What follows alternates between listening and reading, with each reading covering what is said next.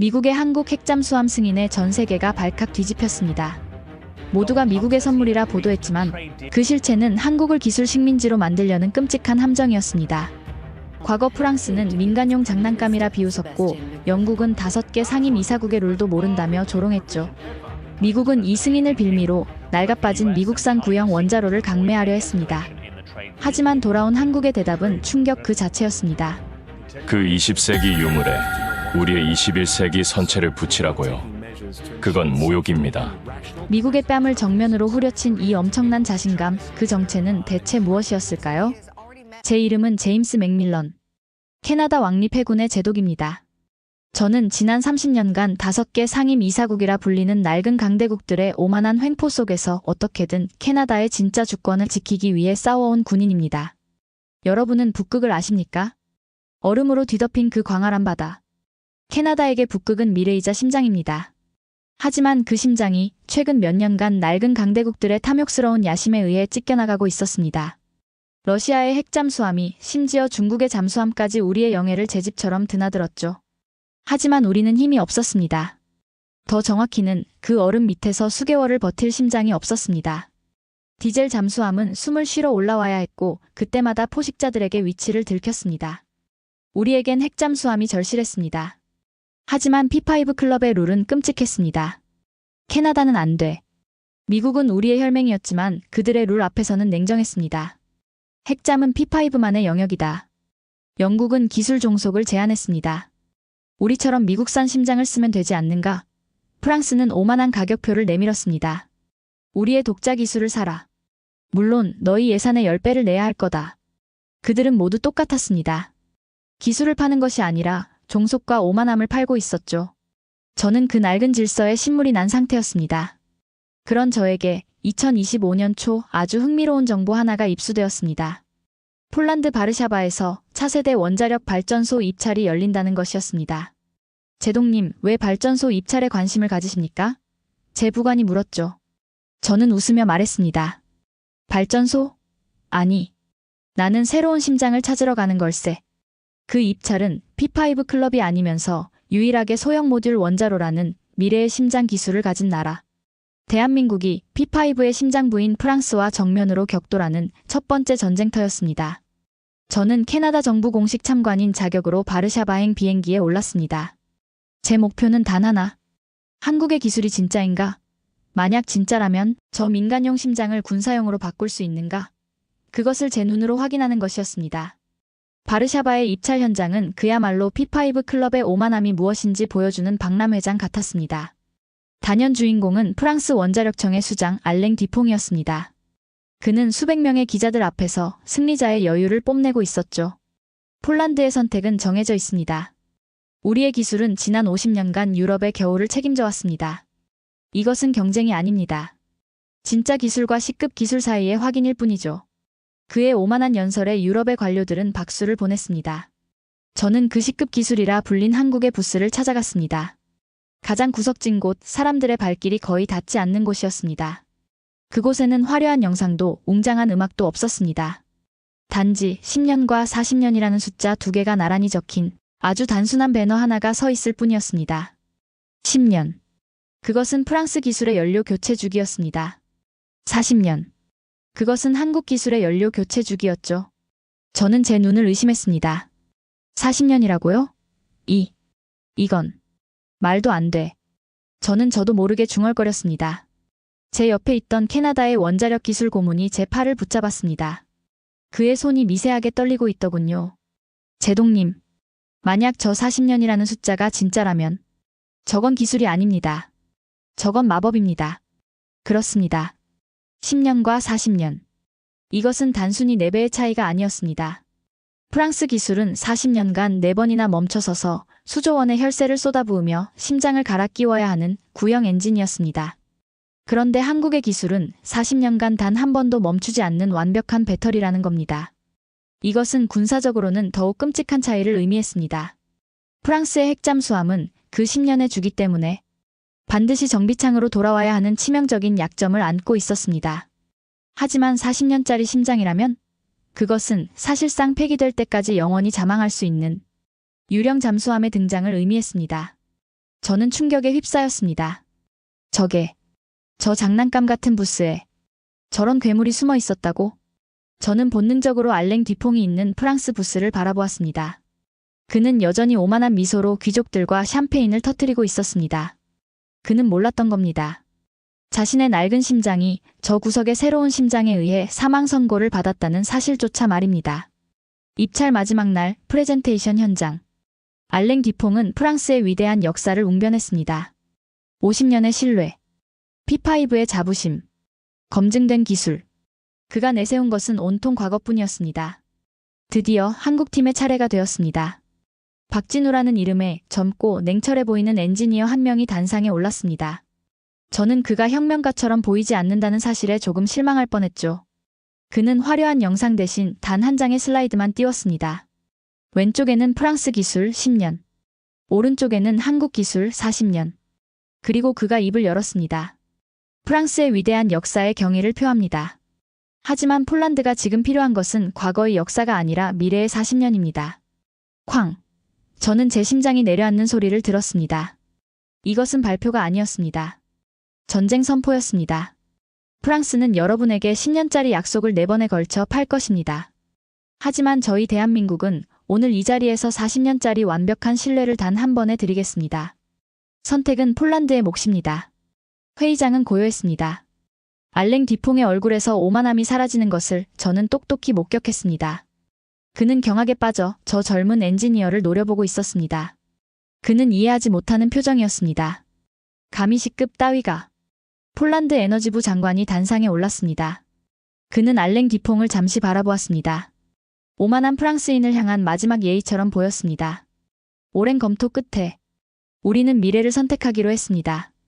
2025년 폴란드 차세대 원자력 발전소 사업의 최종 승자는 바로 대한민국 KSMR 팀입니다. 와! 하는 환호성 대신 회의장은 충격적인 침묵에 휩싸였습니다. P5 클럽의 일원이 그 오만한 프랑스가 아시아의 변방 국가에게 심장을 뺏긴 순간이었습니다. 저는 자리에서 일어날 뻔한 것을 간신히 참았습니다. 맙소사. 그들이 진짜 해냈어. 제 기술 고문은 제 손을 붙잡고 떨고 있었습니다. 제동님. 마법이 현실이 되었습니다. 알랭 뒤퐁은 굴욕감에 휩싸여 얼굴이 시뻘개진 채 단 한마디도 못하고 회의장을 빠져나갔습니다. 낡은 시대의 초라한 퇴장이었죠. 저는 그날 밤 바르샤바의 호텔방에서 잠을 이룰 수 없었습니다. 40년짜리 심장. 그 괴물이 제 머릿속을 떠나지 않았습니다. 저것만 있으면 캐나다의 북극을. 이 바르샤바의 충격은 즉시 전 세계로 퍼져나갔습니다. 프랑스 언론 르몽드는 일면에 바르샤바의 굴욕, 프랑스의 심장이 멈추다라는 끔찍한 제목을 실었습니다. 그들은 우리는 20세기에 갇혀 있었다. 한국은 우리가 장난감이라 비웃는 사이 미래를 만들어냈다며 경악했습니다. 독일과 미국 언론은 효율성의 혁명, 새로운 표준은 메이드 인 코리아가 되었다며 P5 클럽의 균열을 대서특필했습니다. 하지만 이 축제 분위기 속에서 P5 클럽의 오만한 반격이 시작되었습니다. 그들의 자존심은 이 패배를 인정할 수 없었죠. 굴욕의 주인공 알랭 뒤퐁은 파리로 돌아가자마자 긴급 기자회견을 열었습니다. 그는 카메라 앞에서 분노를 감추지 못하고 마지막 발악을 쏟아냈습니다. 좋습니다. 민간용 장난감 시장은 그들이 그렇게 자랑하는 그 장난감 시장은 한국에 양보하겠습니다. 그는 장난감이라는 단어에 경멸을 담았습니다. 하지만 여러분 잊지 마십시오. 진짜 힘은, 진짜 원자력, 기술의 정수는 바닷속에 있습니다. 그는 두 눈을 번뜩이며 소리쳤습니다. 바로 핵잠수함 말입니다. 군사규격은 민간규격과는 차원이 다릅니다. 이것은 우리 5개 상임 이사국만의 신성한 영역입니다. 한국은 감히 그 룰을 넘볼 생각조차 못할 겁니다. 저는 호텔방에서 그 오만한 패배자의 정신승리를 지켜보았습니다. 저런. 군사규격이라. 그 낡은 10년짜리 심장이 군사규격이라는 건가? 그리고 바로 그 오만한 발언에 P5 클럽의 또 다른 일원, 영국이 동조하고 나섰습니다. 영국 공영방송은 그날 저녁 줄리언 피어스라는 자칭 국제안보 전문가라는 인물을 스튜디오에 앉혔습니다. 저는 그 오만한 영국 신사를 잘 알고 있었죠. 언제나 P5의 논리를 대변하며 우리 같은 2등 국가들을 무시하던 자였습니다. 진행자가 물었습니다. 줄리언, 프랑스 측의 발언이 흥미롭군요. 한국이 P5 클럽의 룰을 모른다는 지적인데요. 어떻게 보십니까? 줄리언 피어스는 그 특유의 오만한 영국식 억양으로 차를 한 모금 마시며 비웃더군요.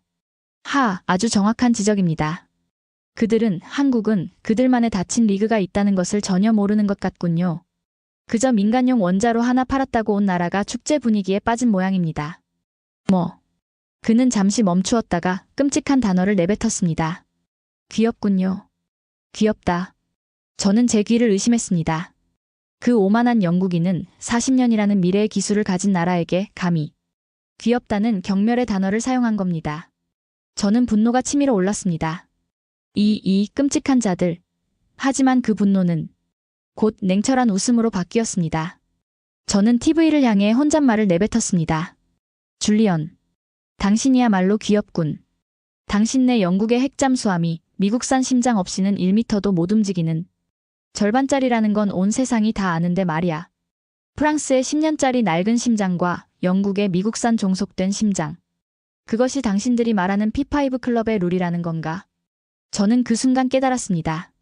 그들은 두려웠던 겁니다. 프랑스도 영국도. 자신들의 낡고 종속된 심장으로는 한국의 저 40년짜리 완벽한 심장을 이길 수 없다는 것을 본능적으로 깨달은 겁니다. 그래서 그들은 기술이 아닌 P5라는 낡은 룰 뒤에 숨어 너희는 들어오지 마. 라고 발악하고 있었던 겁니다. 저는 바르샤바의 야경을 내려다보았습니다. P5 클럽은 오만함에 취해 있었지만 그들의 성역에는 이미 끔찍한 균열이 가기 시작했습니다.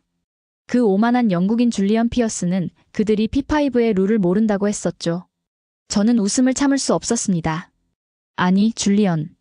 내가 보기엔 저 한국의 엔지니어는 당신들의 그 낡은 룰 따위는 애초에 따를 생각조차 없었던 것 같군. 그들은 이미 당신들의 표준을 이겨버렸으니까 말이야. 저는 즉시 제 부관에게 전화를 걸었습니다. 당장 서울로 가는 비행기표를 알아보게.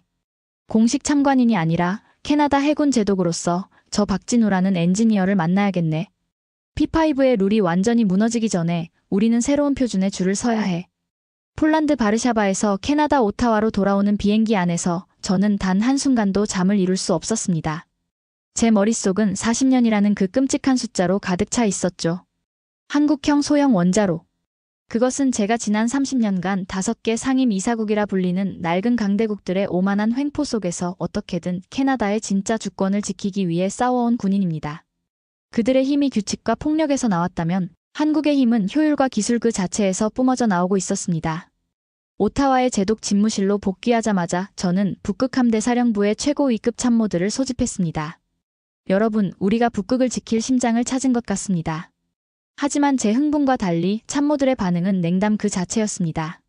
제독님, 보고서는 잘 읽었습니다만 그건 민간용 발전소 아닙니까? 맞습니다, 제독님. 5개 상임 이사국 클럽이. 아니, 미국이 그걸 군사용으로 쓰도록 허락할 리가 없습니다. 프랑스의 알랭 디퐁이 말한 것처럼 군사규격은 완전히 다른 이야기입니다. 한국은 그 문턱을 넘지 못할 겁니다. 그들은 경험과 관례라는 낡은 룰에 갇혀 있었습니다. 저는 끔찍한 좌절감을 느꼈습니다. 여러분은 아직도 허락을 기다리고 있습니까? 새로운 표준이 등장했는데 왜 여전히 낡은 룰을 만든 자들의 눈치를 봐야 합니까? 재고함에도 불구하고 그들은 고개를 저었습니다. 그들은 기술을 본 것이 아니라 정치를 보고 있었던 겁니다. 그리고 그 정치의 중심에는 5개 상임 이사국의 수문장, 미국이 버티고 있었죠. 폴란드에서의 충격적인 패배 이후 프랑스와 영국의 오만한 반응은 예상대로였습니다. 그들은 군사규격이라는 방패 뒤에 숨어 한국의 40년짜리 심장을 애써 장난감이라 폄하하기에 바빴습니다. 알랭 디퐁은 매일같이 언론에 나와 5개 상임 이사국의 위대함을 설파했습니다. 영국 공영방송은 귀엽다는 경멸의 단어까지 써가며 한국을 조롱했죠. 하지만 저는 그 시끄러운 패배자들의 발악 속에서 아주 기이한 점 하나를 발견했습니다. 미국이었습니다. 미국이.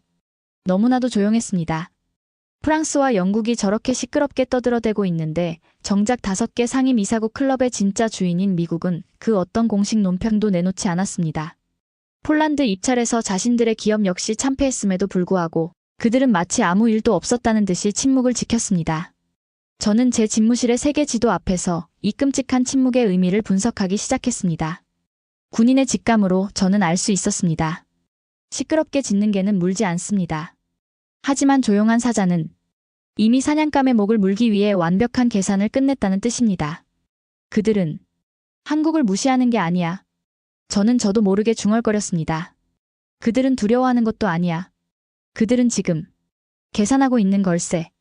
저 40년짜리 심장이라는 괴물을 어떻게 자신들의 룰 안으로 끌어들여 통제할 것인지 그 끔찍한 계획을 세우고 있는 거야. 프랑스와 영국은 한국이 5개 상임 이사국 클럽의 문을 두드린다고 생각했습니다. 하지만 저는 알았습니다. 미국은 한국이 5개 상임 이사국 클럽의 문이 아니라 벽 자체를 무너뜨릴 수 있는 유일한 존재임을 이미 간파했다는 것을 말입니다. 그리고 그 고요한 사자의 사냥 계획이 마침내 전 세계에 공개된 무대가 있었습니다. 바로 2025년 11월 대한민국 경주에서 열린 아시아태평양양 경제협력체 정상회의였습니다. 표면적으로는 경제협력을 논하는 자리였습니다. 캐나다 총리 역시 당연히 참석했죠. 하지만 저는 오타와의 북극 함대 사령부 지하 벙커에서 그 회의에서 오가는 모든 신호를 주시하고 있었습니다.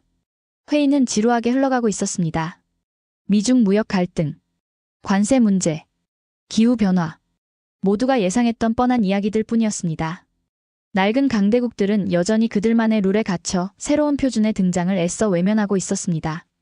알맹이가 없군. 이대로 끝나는 건가? 제가 실망감을 느끼며 모니터에서 눈을 때려던 그 순간이었습니다. 아시아태평양 경제협력체 폐막을 불과 몇 시간 앞두고 한미 정상회담이 열렸습니다. 그리고 회담 직후 열린 공동 기자회견. 미국의 트럼프 대통령이 이재명 대통령과 나란히 서서 마이크를 잡았습니다. 그는 특유의 과장된 손짓으로 넥타이를 고쳐매며 입을 열었습니다. 나는 이재명 대통령과 아주 훌륭한 대화를 나눴습니다.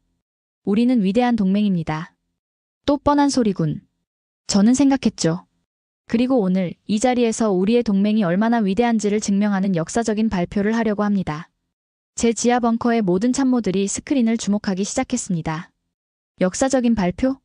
트럼프 대통령은 이 순간을 즐기기라도 하듯 천천히 말을 이었습니다.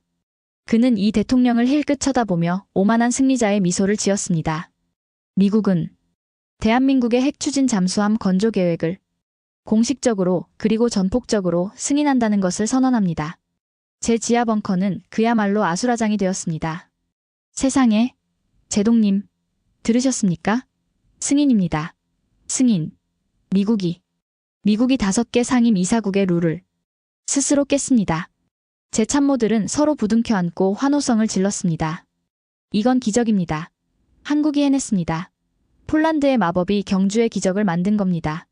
제동님, 이제 우리 캐나다도, 우리도 미국에게 북극용 핵잠을 요구할 명분이 생겼습니다. 한국이 선례를 만들었습니다. 그들은 흥분에 취해 있었습니다. 그 시각 전 세계의 언론이 이 끔찍한 속보를 일면 톱으로 타전하기 시작했습니다. 미국의 주요 방송들은 일제히 경주 속보를 내보냈습니다. 역사적인 동맹의 진화, 미국, 한국의 핵잠수함 보유 전격 승인. 40년 봉쇄가 풀리다. 뉴욕타임스는 이렇게 썼습니다.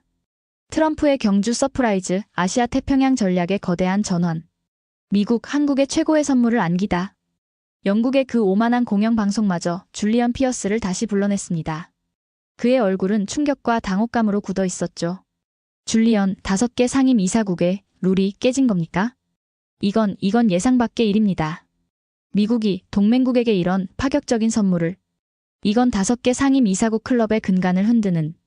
모든 언론이 선물이라고 했습니다. 미국의 선물. 미국의 은혜. 미국의 허락. 미국의 보상.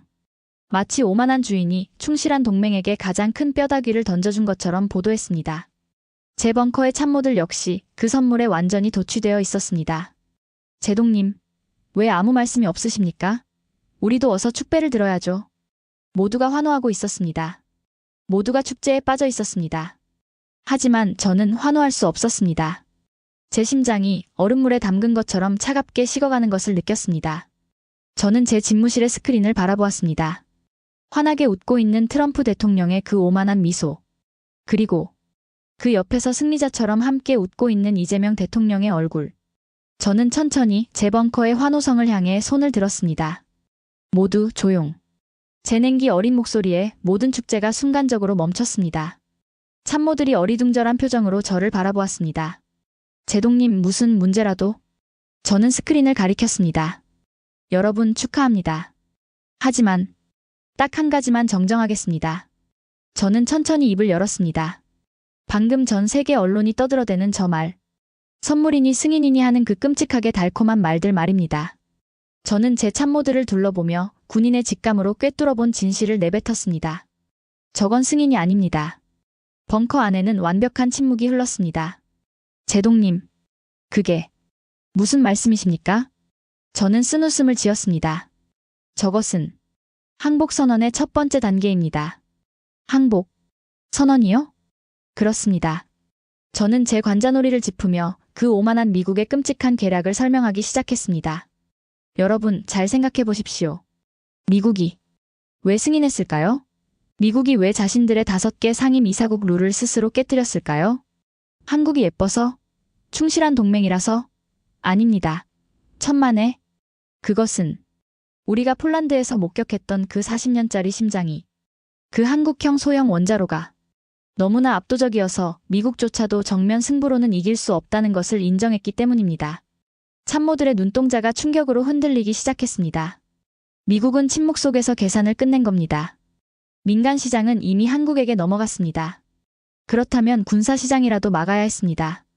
만약 한국이 저 40년짜리 심장을 달고 군사용 잠수함을 양산하기 시작한다면 그 순간 미국의 낡은 10년짜리 심장을 쓰는 영국 해군은 고철이 됩니다. 프랑스의 그 오만한 잠수함은 유물이 됩니다. 미국이 전 세계 동맹국들에게 팔아먹던 그 기술 종속의 룰이 박살나는 겁니다. 미국은 그 끔찍한 미래를 막아야만 했습니다. 한 젊은 장교가 떨리는 목소리로 물었습니다. 제동님, 그럼 저 승인은 도대체 뭡니까? 저는 그를 바라보며 독배의 실체를 밝혔습니다. 저것은 항복선언이자 동시에 끔찍한 함정입니다. 함정이요? 그렇습니다. 저들은 우리에게, 아니 한국에게 핵잠수함이라는 달콤한 사탕을 준 겁니다. 전 세계가 보는 앞에서 선물이라고 포장해서 말이죠. 이제 한국 국민들은 축제에 빠져 있겠죠. 그리고 그 사탕을 받아먹은 한국에게 미국은 진짜 청구서를 내밀 겁니다. 그 청구서가 뭔지 아십니까? 저는 지도 위에 있던 영국을 가리켰습니다. 바로 이것입니다. 기술 종속. 미국은 한국에게 이렇게 말할 겁니다. 좋다, 잠수함 건조는 승인한다. 하지만 그 위험한 장난감은 버려라. 대신 우리가 보장하는 5개 상임 이사국의 룰에 맞는 검증된 우리의 심장을 써라. 그들은 한국이 피땀 흘려 만든 40년짜리 심장을 미국산 10년짜리 낡은 심장으로 바꿔치기 하려는 겁니다. 벙커 안의 모든 장교들이 경악에 휩싸였습니다. 세상에, 그럼 한국은 제2의 영국이 되라는 바로 그것입니다. 저는 주먹으로 책상을 내리쳤습니다. 저 오만한 자들은 선물이라는 이름으로 영원한 족쇄를 채우려는 겁니다. 한국의 그 위대한 기술 독립의 날개를 승인이라는 달콤한 도구로 꺾어버리려는 겁니다. 저는 스크린을 다시 바라보았습니다.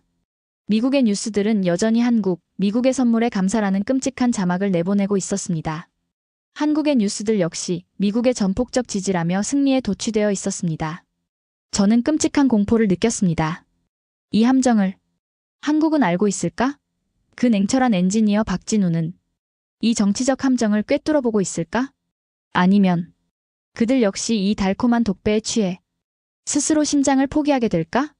저는 즉시 워싱턴의 제 정보원에게 전화를 걸었습니다. 존, 나다. 맥밀런이다. 그래, 경주 말이다. 선물이라고? 헛소리 집어치워. 기술 대표단이 서울로 가지? 언제인가? 수화기 너머로 제 정보원의 낮고 빠른 목소리가 들려왔습니다. 제동님, 일주일 후입니다. 국무부의 토머스 해링턴이 직접 갑니다. 그가 PR100 제안서를 들고 갑니다. PR100. 저는 그 이름을 알고 있었습니다. 미국이 1990년대에 개발한 바로 그 10년짜리 낡은 심장이었습니다. 제 예측이 현실이 된 겁니다. 저는 전화를 끊고 벙커의 참모들을 바라보았습니다. 그들의 얼굴에는 축제의 흔적은 사라지고 전쟁을 앞둔 군인의 비장함만 남아 있었습니다. 여러분, 5개 상임 이사국 클럽과의 진짜 전쟁은 이제부터 시작입니다. 프랑스와의 싸움은 기술 전쟁이었습니다. 이제 시작될 미국과의 싸움은 정치 전쟁입니다. 만약 한국이 이 정치 전쟁에서 패배하고 심장을 빼앗긴다면 저는 북극의 지도를 가리켰습니다. 우리 캐나다의 미래도 영원히 저 얼음 밑에 갇히게 될 겁니다.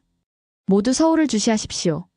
저 오만한 사자의 탐욕스러운 함정에서 새로운 표준을 가진 그들이 과연 살아남을 수 있을지를 말입니다. 제 예측은 끔찍하게도 정확했습니다.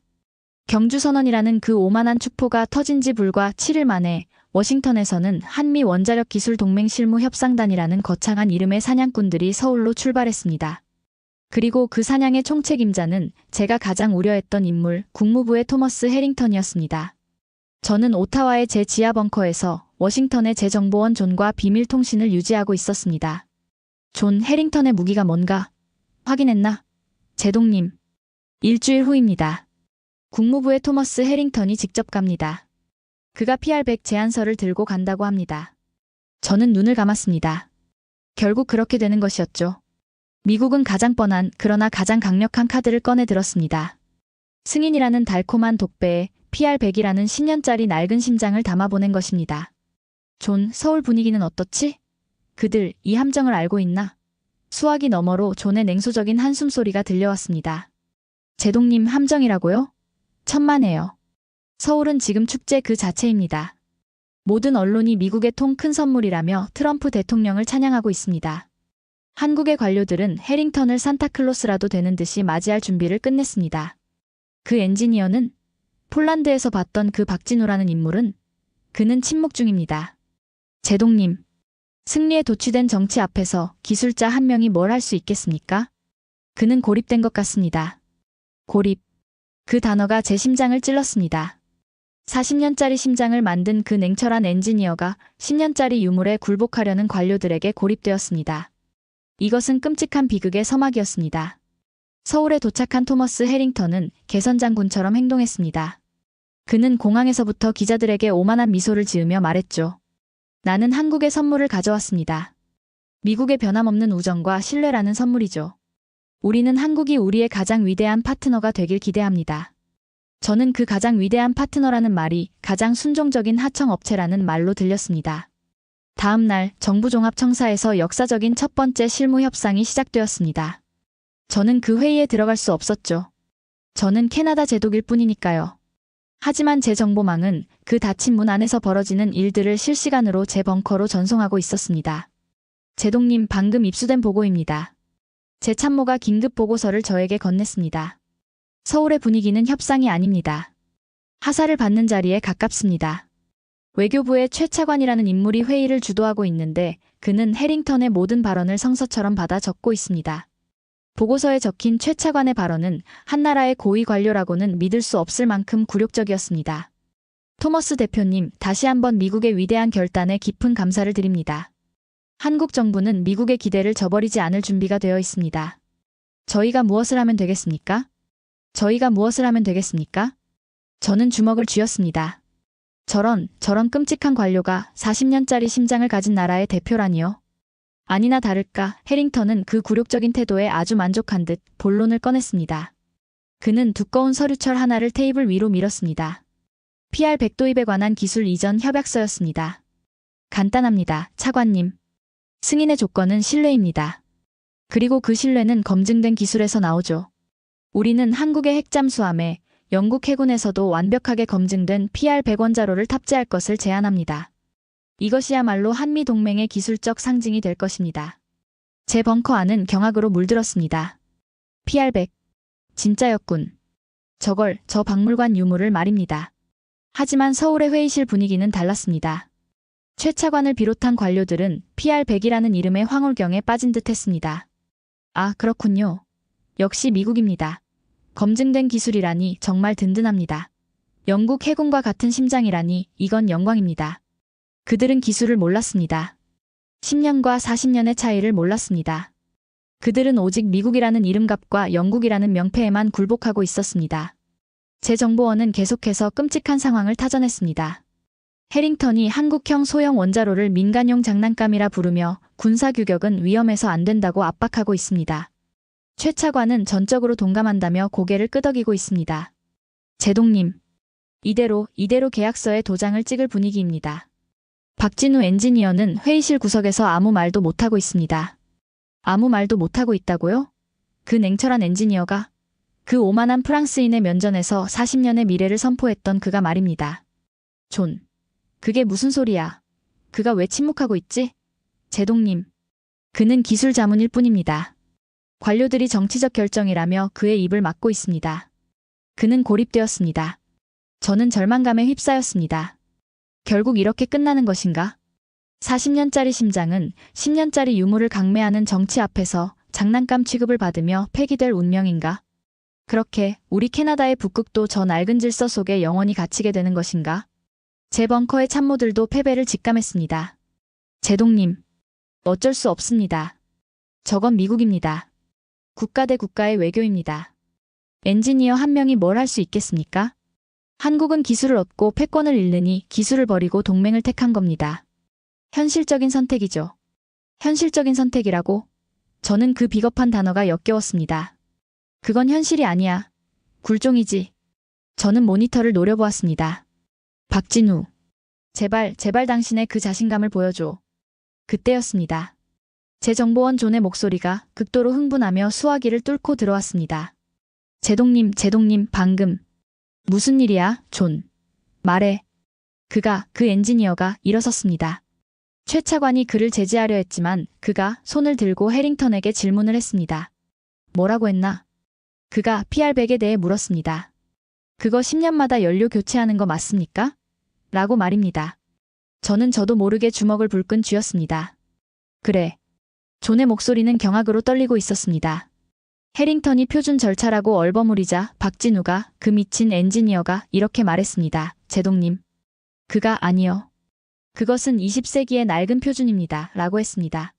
제 벙커 안에 모든 장교들이 경악하며 스크린을 바라보았습니다. 세상에, 미국 대표단 면전에 대고 말입니다. 해링턴이 경악했습니다. 여긴 장난하는 곳이 아니다. 군사규격은 다르다며 분노를 터뜨렸습니다. 최 차관은 얼굴이 하얗게 질려서 박진우를 끌어내리려 했습니다. 그런데 박진우가, 존, 그가 뭐라고 했나? 그가 해링턴의 말을 자르고 이렇게 말했습니다. 그 군사규격이라는 것이 40년짜리 기술 대신 10년짜리 기술을 쓰라는 것이라면 그건 규격이 아니라 퇴보입니다. 퇴보. 저는 그 단어를 입안에서 굴려보았습니다. 미국의 최신 제안을 퇴보라고 불렀습니다. 그리고 그는 회의실을 그냥 나가버렸습니다.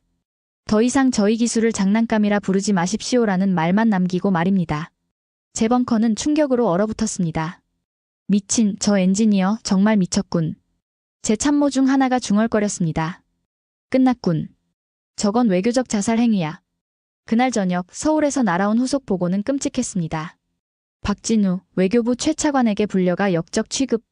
최 차관 당장 해링턴에게 무릎 꿇고 사과하라고 고함. 박진우 사과할 수 없다. 기술을 포기하는 굴욕에 도장 찍을 수 없다며 거부. 최 차관 미국의 승인을 걷어찬 매국노라며 분노. 상황은 최악으로 치닫고 있었습니다. 관료들은 기술을 포기하고 정치를 택하려 했습니다. 제동님. 한국 내부가 분열하고 있습니다. 최 차관은 박진우를 모든 협상에서 배제시켰습니다. 언론에는 박진우라는 엔지니어의 오만함 때문에 한미 동맹이 깨질 위기라는 거짓 정보가 유출되기 시작했습니다. 박진우는 완벽하게 고립되었습니다. 저는 절망했습니다. 결국 관료들이 이기는 건가?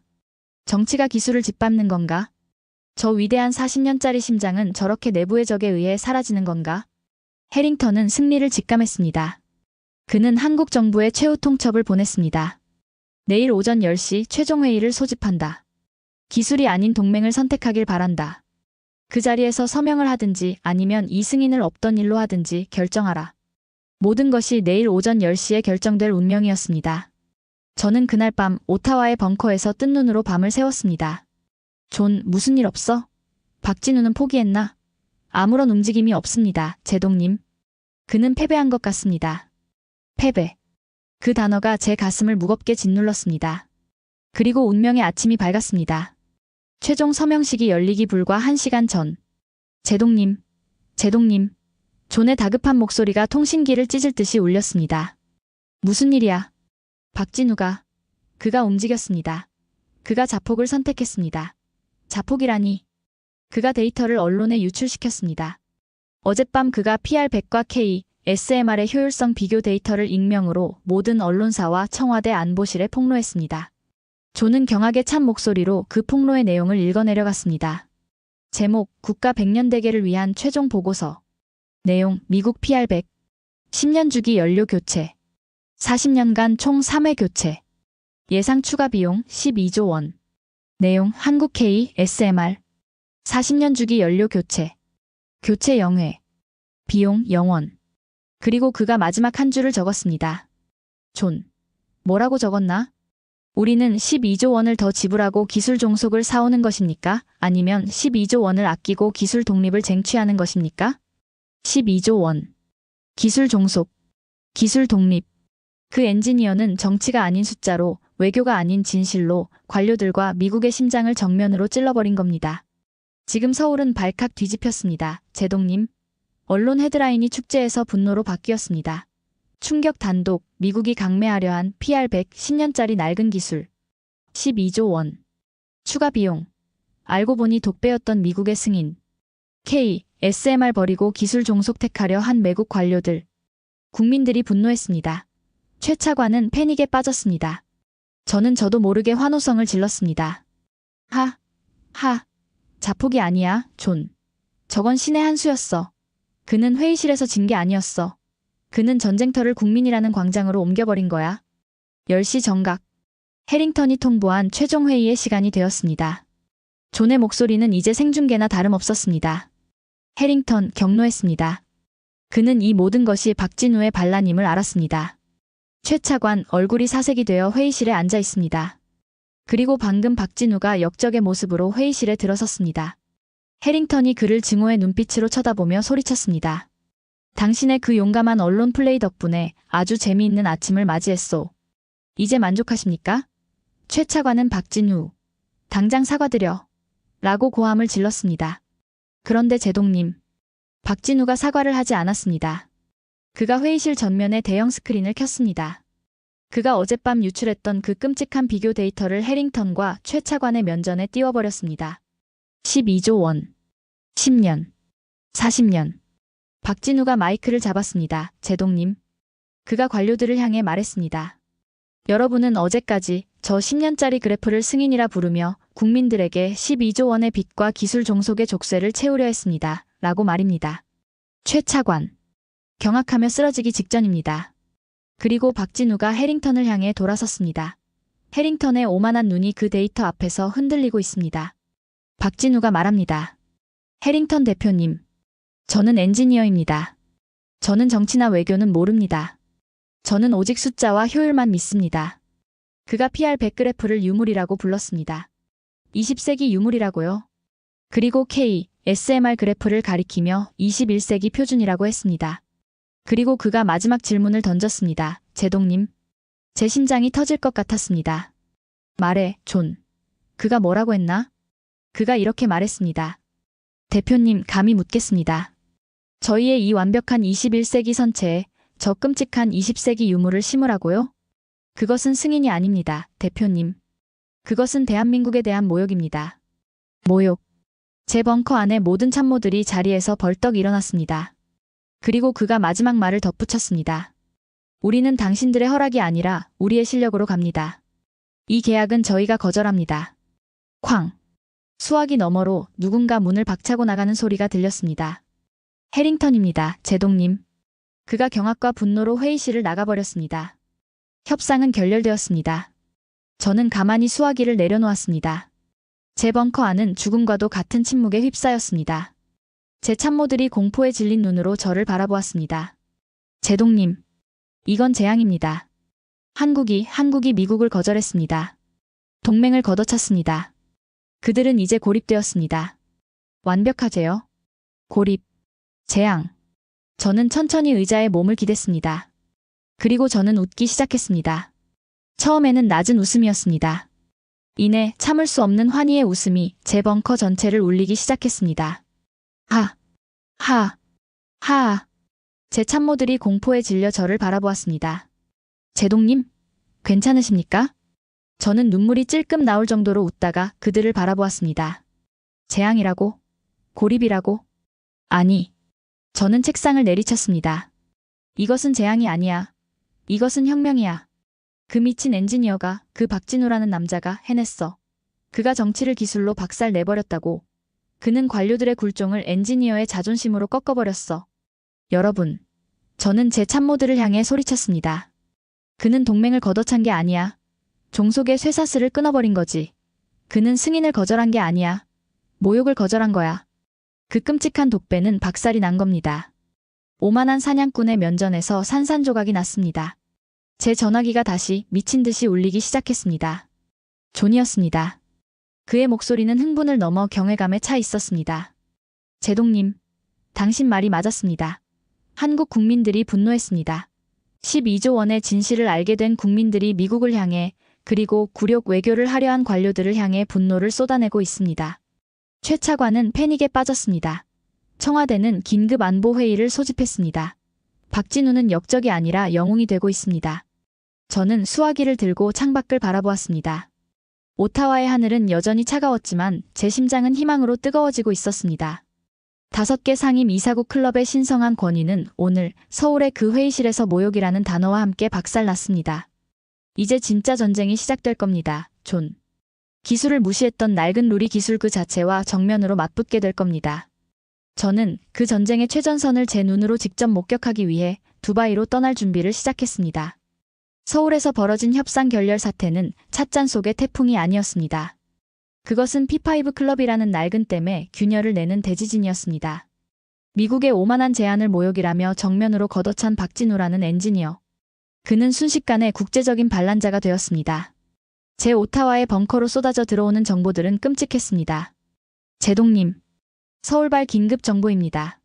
박진우 엔지니어 직위 해제되었습니다. 한국 외교부 최 차관 국가안보에 심각한 위협을 초래한 인물로 규정. 사실상 파면 조치입니다. 한국 정부, 미국과의 관계 복원을 위해 공식 사과를 준비 중인 것으로 보입니다. 제 참모들의 얼굴이 어두워졌습니다. 결국 그렇게 되는군요. 엔지니어 한 명의 영웅놀이는 현실 정치의 벽을 넘지 못했습니다. 그 40년짜리 심장은 이제 반역의 상징이 되어 폐기될 겁니다. 저는 절망했습니다. 고립. 그 미친 엔지니어는 미국과 자국의 관료라는 두 개의 적에게 동시에 패배한 것입니다. 이 소식에 세상에서 가장 기뻐한 자들이 있었습니다. 바로 낡은 클럽의 일원들, 프랑스와 영국이었죠. 그들은 이 상황을 두 번째 기회라고 판단했습니다. 미국이라는 최종 보스에게 덤볐다가 박살난 무모한 도전자가 사라졌으니 이제 P5 클럽의 룰이 다시 견고하게 작동할 것이라 믿었습니다. 프랑스 원자력 청장 알랭 디퐁은 파리에서 승리자의 기자회견을 열었습니다. 그는 오만함을 넘어 경멸을 숨기지 않았죠. 결국 그렇게 될 줄 알았습니다. 거인의 어깨에 올라타려던 한국의 오만한 시도는 자멸로 끝났습니다. 민간용 장난감으로 군사규격에 덤빈 대가는 혹독한 법이죠. 그는 저를 포함한 잠재 고객들을 향해 경고했습니다. 이제 그들은 고립되었습니다. 그 미친 엔지니어의 선동에 노란한 대가를 치르고 있죠. 그들이 돌아올 곳은 결국 진짜 기술과 관용을 가진 우리 프랑스뿐일 겁니다. 물론 제대로 된 사과를 먼저 해야겠지만 말입니다. 영국 공영방송은 더 잔인했습니다. 그들은 줄리언 피어스라는 그 오만한 전문가를 다시 불러냈습니다. 줄리언, 한국이 결국 미국에게 버림받고 파면 조치까지 당했군요. 파면이라니요? 제 분수를 알게 되었다는 표현이 맞겠죠. 그 귀여운 엔지니어의 자신감은 어디로 갔을까요? P5 클럽의 룰은 그렇게 호락호락하지 않습니다. 그는 카메라를 정면으로 응시하며 끔찍한 예언을 내뱉었습니다. 이제 한국은 기술 독립이라는 허황된 꿈에서 깨어나 영국이나 프랑스에게 기술 지원을 구걸해야 할 처지가 되었습니다. 아주 끔찍한 외교적 참사죠. 아마 그 엔지니어는 역사의 모든 것을 망친 자로 기록될 겁니다. 그들의 조롱 속에서 전 세계의 이목은 단 한 곳으로 쏠렸습니다. 바로 그해 겨울 아랍에미리트 두바이에서 열릴 예정이었던 세계 미래 방산 기술 회의였습니다. 이 회의는 단순한 무기 전시회가 아니었습니다. 캐나다 해군을 포함해 호주, 폴란드, 브라질, 사우디아라비아 등 차세대 잠수함 도입을 원하는 전 세계의 큰 손들이 모이는 자리였습니다. 향후 30년간의 바다를 지배할 기술이 무엇인지 최종 결정을 내리는 진짜 전쟁터였죠. 알랭 디퐁과 영국 대표단은 이 회의를 한국형 소형 원자로의 숨통을 완전히 끊어버릴 공개 처형장으로 만들 계획을 세웠습니다. 저는 두바이로 향했습니다. 희망 때문이 아니었습니다. 확인하기 위해서였습니다. 40년짜리 심장이라는 그 위대한 꿈이 낡은 정치 앞에서 어떻게 죽어가는지를 제 눈으로 직접 확인하고 북극의 꿈을 포기하기 위해서였습니다. 두바이의 초고층 컨퍼런스 홀. 차세대 해군력 세션이 열리는 날, 회의장은 살얼음판 그 자체였습니다. 수백억 달러가 오가는 현장답게 공기 중에는 힘과 권력의 냄새가 진동했습니다. 프랑스의 알랭 뒤퐁이 첫 번째 연사로 나섰습니다. 그는 승리자의 오만함을 만끽하며 노골적으로 사라진 경쟁자를 저격했습니다. 여러분, 기술은 데이터로 말합니다. 그리고 경험으로 증명합니다. 그는 화려한 그래픽으로 자신들의 쉬프랑급 핵잠수함이 바다를 가르는 영상을 띄웠습니다. 우리 프랑스의 기술은 지난 수십 년간 축적된 실전 데이터를 보유하고 있습니다. 광고 문구만 요란한 검증되지 않은 민간용 장난감과는 격이 다르다는 말입니다. 청중석에 앉아있던 프랑스 관료들이 과장된 웃음을 터뜨렸습니다. 장난감이라는 단어에 모든 조롱이 담겨 있었죠. 어떤 이들은 40년 무교체 같은 소설을 이야기합니다. 하지만 여러분, 안전은 소설로 보장되지 않습니다. 10년에 한 번 저희의 전문가들이 직접 관리하는 검증된 10년이야말로 진정한 신뢰입니다. 그는 비효율을 신뢰라는 단어로 교묘하게 포장했습니다. 이어서 영국의 대표 단장 해리엇 경이라는 오만한 귀족풍의 인물이 마이크를 잡았습니다. 그는 더 교활했죠. 우리는 기술 독립이라는 허황된 꿈을 팔지 않습니다. 그런 위험한 모험은 동맹들을 고립시킬 뿐입니다. 그의 발언은 명백히 박진우를 겨냥한 것이었습니다. 우리는 가장 강력한 동맹인 미국과의 검증된 파트너십을 팝니다. 우리의 어스튜트급은 미국산 심장으로 움직입니다. 이것은 종속이 아니라 신뢰의 상징입니다. 그는 종속이라는 단어를 애써 신뢰라고 바꿔 불렀습니다. 국제 질서는 힘과 신뢰로 움직입니다.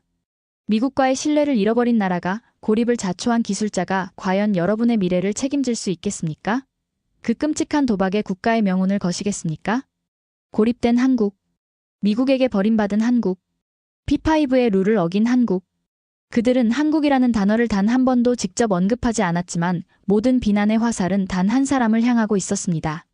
저는 절망하며 눈을 감았습니다. 끝났군. 그들은 정치로 기술을 완벽하게 살해했어. 폴란드와 호주의 대표단들도 어쩔 수 없다는 듯이 체념의 한숨을 내쉬고 있었습니다. 드디어 마지막 발표 순서. 사회자가 제 이름을 불렀습니다. 마지막으로 캐나다 왕립 해군의 제임스 맥밀런 제독님을 모시겠습니다. 원래 이 순서는 한국의 차례였습니다. 하지만 그들의 불참으로 제가 대신 연단에 서게 된 것이었죠. 저는 패배를 인정하고 북극의 꿈을 포기한다는 쓸쓸한 연설을 하기 위해 단상으로 걸어 나갔습니다. 캐나다 해군은 국제 질서와 동맹의 가치를, 제가 그 굴욕적인 첫마디를 내뱉으려던 그 순간이었습니다. 쾅! 회의장 뒷문이 거칠게 열렸습니다. 모든 사람의 시선이 그곳으로 향했습니다. 회의장의 모든 소음이 멈췄습니다. 그곳에는 단 한 명의 남자가 서 있었습니다. 직위 해제당하고 파면당하고 매국노라 불렸던 그 남자. 박진우 엔지니어였습니다.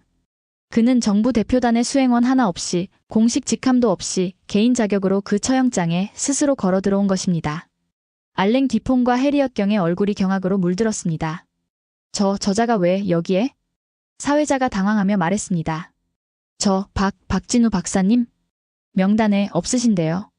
박진우는 그를 무시하고 성큼성큼 단상을 향해 걸어왔습니다. 그는 패배자의 모습이 아니었습니다. 분노에 차 있지도 않았습니다. 그의 얼굴은 얼음처럼 차가웠고 냉철했습니다. 그는 연단에 서 있던 저를 바라보았습니다. 저는 저도 모르게 연단에서 한 걸음 물러났습니다. 그의 눈빛이 저에게 비키라고 말하고 있었습니다. 저는 홀린 사람처럼 마이크를 그에게 넘겨주었습니다. 그는 저에게 고맙다는 말 한마디 없이 마이크를 가로채듯 잡았습니다. 그리고 단상 중앙에 섰습니다. 알랭 뒤퐁이 분노하며 소리쳤습니다. 저자를 당장 끌어내시오. 저 파면당한 자가 감히 이 신성한 무대를 더럽히고 있소. 영국의 해리엇 경도 경멸하며 외쳤습니다. 보안 요원. 뭐 하는 겁니까? 저 반역자를 당장 쫓아내시오. 청중석은 아수라장이 되었습니다. 저 미친 엔지니어가 진짜 나타났어. 무슨 말을 하려는 거지? 박진우는 그 모든 소음과 경멸을 묵묵히 받아내고 있었습니다. 그는 단상 위에 있던 발표자료 단말기의 전원을 툭 소리와 함께 꺼버렸습니다. 회의장의 모든 소음이 순간 고요해졌습니다. 알랭 뒤퐁은 경멸이 가득 담긴 표정으로 결국 저럴 줄 알았지. 데이터가 없으니 보여줄 것도 없겠지라며 헛웃음을 터뜨렸습니다. 박진우는 그 고요함 속에서 마침내 입을 열었습니다. 그의 목소리는 떨림 없이 강철처럼 차가웠습니다. 여러분, 방금 전까지 5개 상임 이사국 클럽의 위대한 두 나라가 그들의 훌륭한 기술을 자랑하는 것을 잘 들었습니다. 하지만 저는 오늘 여러분께 자료를 보여드리기 위해 이 자리에 선 것이 아닙니다. 알랭 디퐁의 얼굴이 경멸로 일그러졌습니다. 발표 자료조차 없다니 저 미친놈. 저는 오늘 여러분께 질문을 던지기 위해 이 자리에 섰습니다. 저는 제독인 저조차도 그의 기백에 압도당하고 있었습니다. 그는 천천히 저를 가장 오만하게 쳐다보고 있던 영국 대표단장 해리엇 경을 향해 몸을 돌렸습니다. 먼저 영국 대표단장님께 묻겠습니다. 해리엇 경은 감히 내가라는 표정으로 그를 노려보았습니다. 대표님께서는 방금 미국과의 신뢰를 자랑하셨습니다. 미국산 심장이 신뢰의 상징이라고 하셨죠. 고립을 자초한 저를 비웃으시면서 말입니다. 그는 잠시 숨을 골랐습니다. 그리고 그의 목소리에 얼음과 같은 냉기를 담아 킬러 라인을 날렸습니다. 감히 묻겠습니다, 대표님.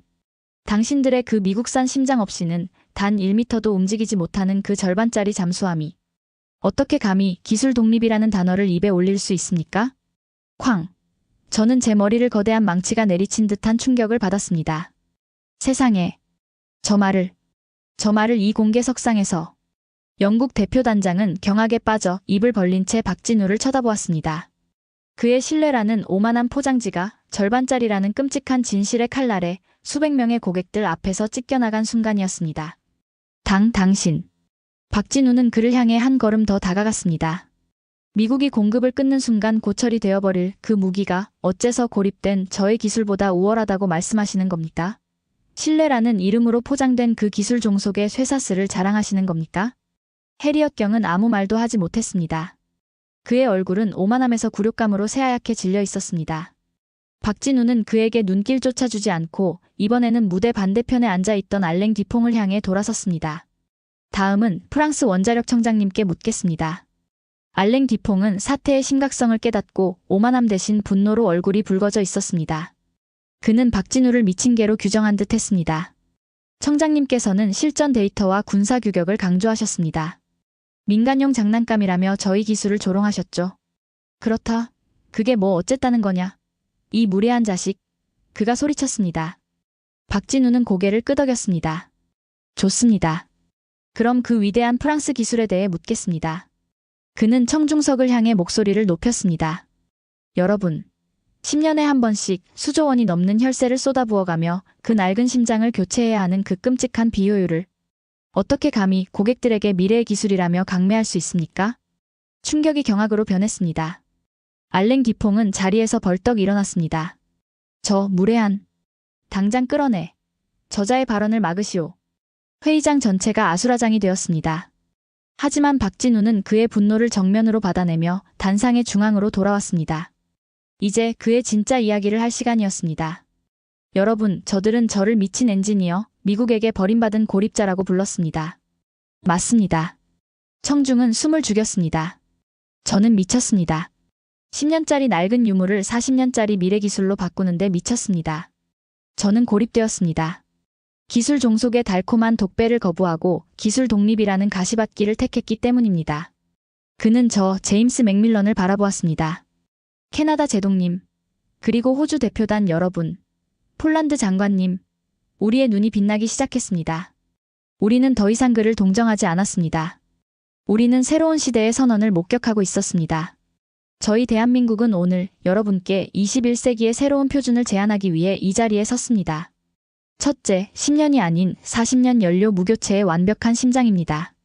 둘째, 그 어떤 나라에도 종속되지 않는 100% 독자 기술의 주권입니다. 셋째, 낡은 유물 대비 40% 이상 절감된 압도적인 효율성입니다. 그는 두 팔을 벌렸습니다. 오만함도 분노도 아닌 진실의 힘이 그의 목소리에 실리고 있었습니다. 여러분은, 이 자리에 앉아 계신 모든 고객 여러분은 선택을 하셔야 합니다. 영국처럼 미국의 심장에 종속당하는 그 절반의 주권을 선택하시겠습니까? 프랑스처럼 낡은 심장에 수조 원의 혈세를 낭비하는 그 끔찍한 비효율을 선택하시겠습니까? 아니면 그는 잠시 숨을 골랐습니다. 회의장의 모든 카메라가 그의 입을 향하고 있었습니다. 저희 대한민국과 함께 100% 기술 독립과 40년의 압도적인 효율이라는 21세기의 새로운 표준을 만드시겠습니까?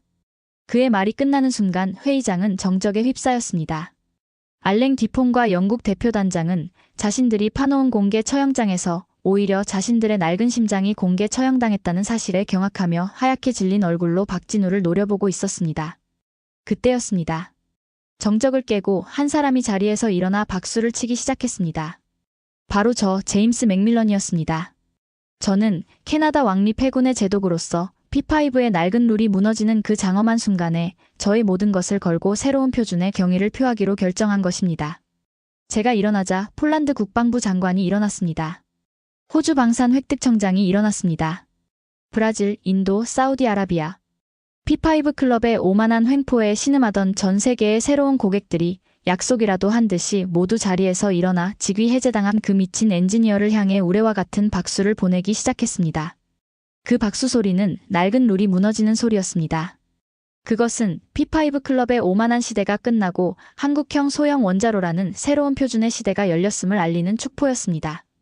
두바이 컨퍼런스 홀을 가득 채웠던 그 우레와 같은 박수 소리는 단순한 환호가 아니었습니다. 그것은 낡은 시대의 오만한 지배자들에게 보내는 사망 선고이자 새로운 시대의 표준을 맞이하는 혁명의 신호탄이었습니다. 제가 21세기의 새로운 표준을 만드시겠습니까? 라고 외쳤을 때 직위 해제당한 저 미친 엔지니어의 선동에 가까운 그 연설에 전 세계의 고객들이 일제히 기립했을 때 말입니다. 무대 정면에 앉아있던 프랑스의 알랭 디폰과 영국의 해리엇 경은 자신들의 눈을 의심했습니다. 그들은 자신들이 목격하고 있는 이 끔찍한 광경이 현실이라는 것을 받아들이지 못하는 듯 보였습니다. 그들의 얼굴은 분노를 넘어 경악과 공포로 하얗게 질려 있었습니다. 그들은 자신들이 완벽하게 설계했다고 믿었던 공개 처형장이 오히려 자신들의 낡은 심장이 공개 처형당하는 단두대가 되어버렸다는 사실을 깨달았습니다. 알랭 디퐁은 저 무례한 이라는 말만 중얼거리다 결국 단 한마디 반박도 하지 못하고 곁에 있던 보좌관의 부축을 받으며 회의장을 빠져나갔습니다. 그의 뒷모습은 오만한 5개 상임 이사국 클럽의 수장이 아니라 낡은 시대와 함께 침몰하는 패배자의 그것이었습니다. 영국의 해리엇 경은 그 오만한 귀족의 자존심마저 무너진 듯 떨리는 손으로 이마를 짚으며 자리에 주저앉아 버렸습니다. 그의 신뢰라는 포장지는 절반짜리 종속이라는 진실의 칼날에 찢겨나가 다시는 회복할 수 없는 굴욕의 상처만 남았습니다. 회의는 사실상 끝났습니다. 제가 단상에서 내려오는 박진우 엔지니어를 향해 걸어갈 때 저는 더 이상 그를 동정의 눈으로 바라보지 않았습니다. 그는 직위 해제당한 개인 고문이 아니었습니다. 그는 새로운 시대의 표준 그 자체였습니다. 박사님. 저는 흥분을 감추지 못하고 그의 팔을 와락 붙잡았습니다. 제 심장이 북극의 빙하처럼 뛰고 있었죠. 제 이름은 제임스 맥밀런, 캐나다 왕립 해군의 제독입니다. 박사님. 미친 연설이었습니다. 완벽한 연설이었습니다. 저는 그의 눈을 똑바로 바라보며 제 진심을 전했습니다. 캐나다 정부는 박사님의 새로운 표준에 전적으로 동의합니다. 내일 당장 캐나다 국방부 장관께서 서울로 향할 겁니다. 제발 우리 캐나다에게 첫 번째 파트너가 될 기회를 주십시오. 무슨 소리요, 제독? 제 말을 가로막은 것은 경악에 찬 얼굴로 달려온 폴란드의 국방부 장관이었습니다. 그는 인파를 헤치고 달려와 박진우의 다른 쪽 팔을 붙잡았습니다. 박사님, 첫 번째는 우리 폴란드입니다. 우리는 이미 바르샤바에서 박사님이 40년짜리 심장을 선택했습니다. 우리는 민간용뿐만 아니라 군사용까지 박사님의 모든 것이 필요합니다. 당장 내일 우리 총리께서 직접 대통령님께 전화를. 아니, 잠깐만들 기다리시오. 호주 방산 획득청장이 그들을 밀치고 들어왔습니다. 그의 얼굴은 P5의 일원인 영국에 대한 배신감으로 가득 차 있었습니다. 박사님, 거리로 따지면 우리 호주가 가장 가깝습니다. 우리야말로 태평양의 진정한 파트너입니다. 그 낡은 영국과 프랑스의 기술은 우리에게 끔찍한 시간 낭비였습니다. 우리는 효율성이 필요합니다. 우리는 박사님의 속도와 기술이 필요합니다. 사우디아라비아의 왕자가 보낸 특사, 브라질의 해군 참모총장, 인도의 기술 고문까지. 그들은 박진우 엔지니어를 포위했습니다. P5의 오만한 대표단이 도망치듯 사라진 그 자리를 새로운 표준을 갈망하는 고객들이 가득 메운 것입니다. 그들은 마치 새로운 시대의 티켓을 선점하려는 듯 자신들의 간절함을 호소하기 시작했습니다. 그들은 더 이상 5개 상임 이사국의 눈치를 보지 않았습니다. 그들은 자신들의 눈으로 미래를 목격했고 그 미래를 잡기 위해 과거를 버리기로 결정한 것입니다. 박진우는 그 즐거운 아비규환 속에서 얼음처럼 차가운 표정을 유지하고 있었습니다. 그는 자신을 붙잡은 저와 폴란드 장관의 손을 정중하지만 단호하게 떼어냈습니다. 그리고 그 광기 어린 열광에 찬물을 끼얹는 한마디를 내뱉었습니다. 감사합니다, 여러분. 그의 목소리는 승리자의 흥분이 아닌 기술자의 냉철함만 남아 있었죠. 하지만 저는 지금 직위 해제 상태입니다. 뭐라고요? 제가 경악하며 되물었습니다. 직위 해제. 해고당했단 말입니까? 폴란드 장관과 호주 청장 역시 충격에 휩싸였습니다. 이런 영웅을, 이런 미래를 한국 정부는 해고했단 말입니까? 박진우는 덤덤하게 고개를 끄덕였습니다. 저는 미국과의 동맹을 위협한 반역자로 규정되었습니다. 지금 이 자리에 서 있는 것은 대한민국 정부의 뜻이 아닙니다. 저의 개인적인 행동일 뿐입니다. 그 끔찍한 고백에 회의장은 순간 고요해졌습니다. 저는 제임스 맥밀런은 그 고요함 속에서 기회를 보았습니다. 저는 황당하다는 표정 대신 환희의 미소를 지었습니다. 그렇군요. 해고당하셨다고요? 저는 박진우의 어깨를 붙잡았습니다. 박사님, 만약에 한국 정부가 당신을 알아보지 못한다면 우리 캐나다 정부는 캐나다 왕립 해군의 북극 함대 총책임자 자리를 박사님께 공식적으로 제안할 준비가 되어 있습니다. 100% 독자 기술의 주권을 가진 영웅이라면 그 정도 대우는 당연한 것 아니겠습니까? 박사님, 낡은 조국을 버리고 새로운 기회를 택하십시오. 우리 캐나다로 오십시오. 제 공개 스카우트 제안에 폴란드와 호주 대표단이 기겁하며 소리쳤습니다. 안 돼. 그건 반칙이야, 제독. 박사님, 우리 폴란드는 시민권과 최고 기술 훈장을 드리겠소. 호주는 국립연구소 전체를 맡기겠습니다. 박진우는 그 광기 어린 스카우트 전쟁 속에서도 옅은 미소만 지을 뿐이었습니다. 여러분, 제 조국은 저를 버리지 않을 겁니다. 그 근거 없는 한마디를 남기고 그는 홀연히 회의장을 빠져나갔습니다. 저는 경악했습니다.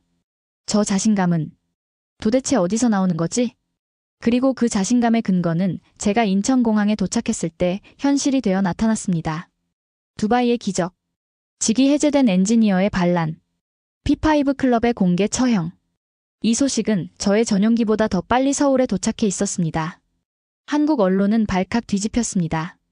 미국의 선물에 환호했던 그들이 이제는 미국의 함정과 관료들의 굴종에 분노하기 시작했습니다. 12조 원짜리 독배를 마실 뻔했다. 직위 해제된 박진우가 영웅이었다. 매국노 최 차관을 당장 파면하라. 여론은 180도 뒤집혔습니다. 반역자는 영웅이 되었고 애국자였던 관료는 매국노가 되었습니다. 제가 인천공항에 내렸을 때 풍경은 제가 상상했던 것과는 완전히 달랐습니다. 저를 매국노라 비난했던 외교부 최 차관의 모습은 보이지 않았습니다.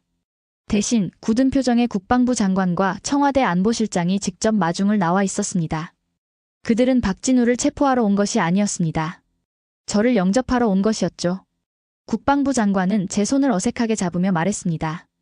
제독님, 두바이에서의 일은 들었습니다.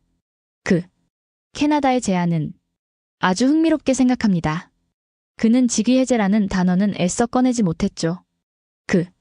박진우 총괄은 지금 청와대에서 대통령을 만나고 있습니다. 어서 차에 타시죠. 저는 승리의 미소를 지었습니다. 총괄? 직위 해제된 것이 아니었습니까?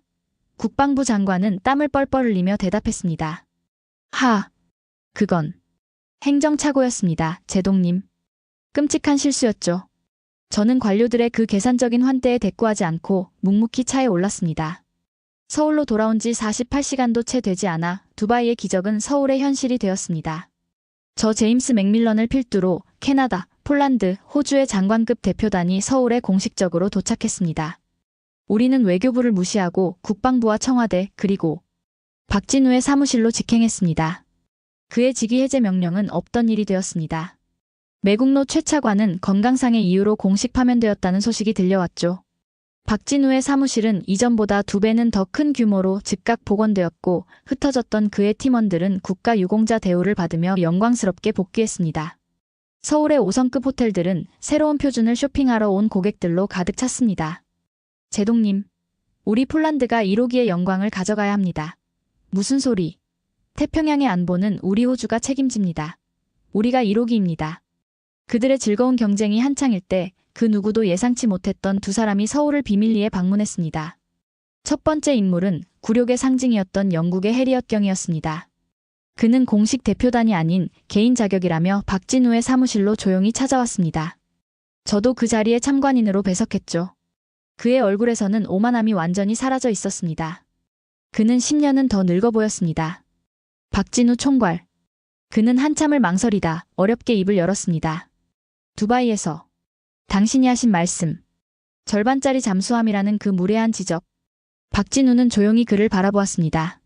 그것은 사실이었습니다. 그의 고백은 충격적이었습니다. 영국은 P5라는 오만한 명예에 취해 미국의 종속이라는 쇠사슬을 신뢰라고 스스로를 속여왔습니다. 하지만 당신의 40년짜리 심장을 본 순간 우리는 깨달았습니다. 우리가 과거에 갇혀 있었다는 것을. 그는 끔찍한 제안을 했습니다. 박 총괄. 영국 해군의 차세대 잠수함 계획이 있습니다. 만약에 당신의 그 심장을 우리의 선체와 결합할 수 있다면 이것은 종속이 아닌 새로운 파트너십이 될 수 있지 않겠습니까? 절반의 주권을 가졌던 영국이 미국의 심장을 버리고 한국의 심장을 갖기 위해 P5의 자존심을 버린 순간이었습니다. 그리고 두 번째 인물은 더욱더 충격적이었습니다. 바로 독배를 들고 왔던 미국의 토머스 해링턴이었습니다. 그는 박진우의 사무실이 아닌 청와대 대통령 집무실로 직행했습니다. 그리고 그 최고 위급 회담에 저 제임스 맥밀런과 호주, 폴란드 대표가 핵심 파트너 자격으로 배석했습니다. 직위 해제되었던 박진우 엔지니어는 대통령의 옆자리에 앉아 있었습니다. 해링턴은 박진우를 보자 분노가 아닌 알 수 없는 미소를 지었습니다.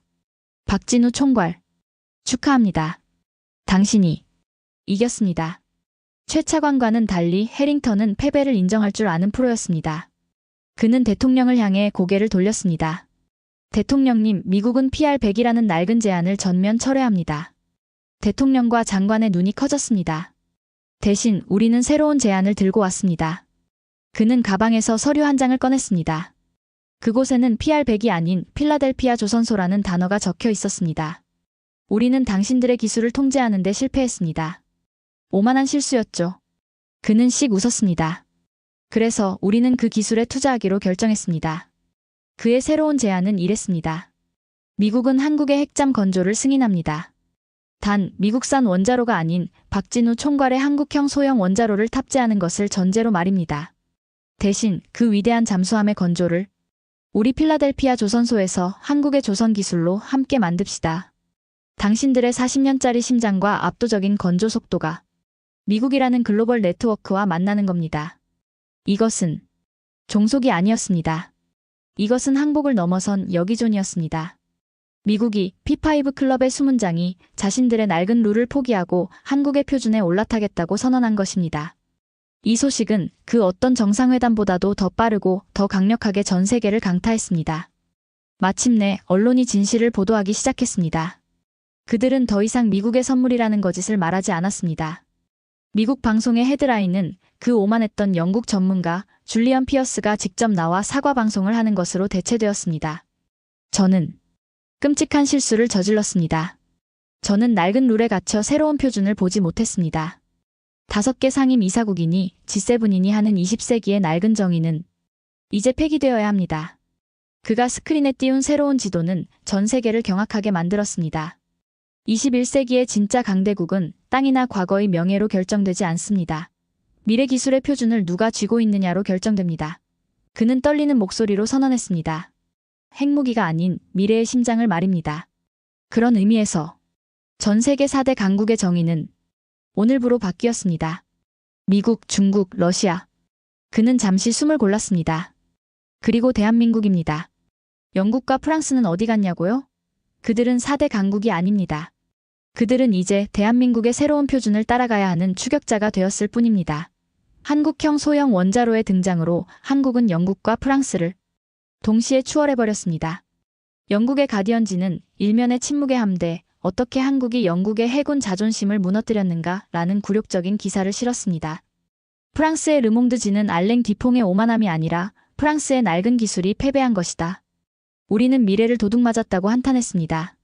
저는 제임스 맥밀런은 그 혁명의 중심에서 첫 번째 고객으로 캐나다의 북극 함대 계약서에 서명할 수 있었습니다. 몇 달 뒤 저는 오타와의 제 벙커에서 북극의 지도를 바라보고 있었습니다. 제 참모들이 환호성을 지르며 들어왔습니다. 제동님, 1호기가 우리 겁니다. 서울에서 최종 승인이 났습니다. 한 젊은 장교가 눈물이 그렁그렁한 채 제게 물었습니다. 제동님, 저 방송 진짜입니까? 한국이 정말 세계 4대 강국이 된 겁니까? 저는 창밖을 바라보았습니다. 오타와의 하늘은 그 어느 때보다 맑았습니다. 저는 그 순진한 질문을 한 장교의 어깨를 두드리며 옅은 미소를 지었습니다. 아니, 네. 저는 제 참모들을 돌아보며 이 위대한 승리의 진짜 의미를 말해주었습니다. 우리는 20세기의 낡은 룰이었던 세계 4대 강국 반열에 옳은 것이 아니네. 우리는 단지 4대 강국의 정의를 21세기에 맞게 새로 썼을 뿐일세. 오늘 이야기는 여기까지입니다. 여러분은 제임스 맥밀런 제독의 시선으로 본 이 끔찍한 진실의 순간 어떤 감정을 느끼셨습니까? 그것은 승인이 아닙니다. 모욕입니다. 관료들의 굴종이 아닌 엔지니어의 자존심이 승리한 이 통쾌한 사이다. 캐나다 해군 제독의 눈에 비친 한국형 소형 원자로는 P5라는 낡은 룰을 깨고 세계 4대 강국의 정의를 새로 쓰는 새로운 표준 그 자체였습니다. 이것은 단순히 잠수함 한 척의 승리가 아닙니다. 더 이상 그 누구도 오만한 룰로 우리의 압도적인 실력을 가둘 수 없다는 대한민국의 완벽한 선언입니다. 오늘 제임스 맥밀런 제독의 이 경이로운 증언이 여러분의 가슴에 자부심을 느끼게 했다면 좋아요와 공유를 통해 이 감동을 더 많은 분과 함께 나눠주십시오. 마지막으로 여러분께 질문이 있습니다. 오늘 맥밀런 제독의 증언 속에서 여러분의 가슴을 가장 뜨겁게 울렸던 최고의 사이다 장면은 어디였습니까? 댓글로 남겨주시면 한 분 한 분의 의견을 소중하게 읽어보겠습니다. 시청해주셔서 진심으로 감사합니다. 오늘 영상이 재밌으셨다면 구독과 좋아요 한 번씩 부탁드리고 저는 다음에 더 놀라운 이야기로 찾아오겠습니다. 지금까지 감동띵동이었습니다.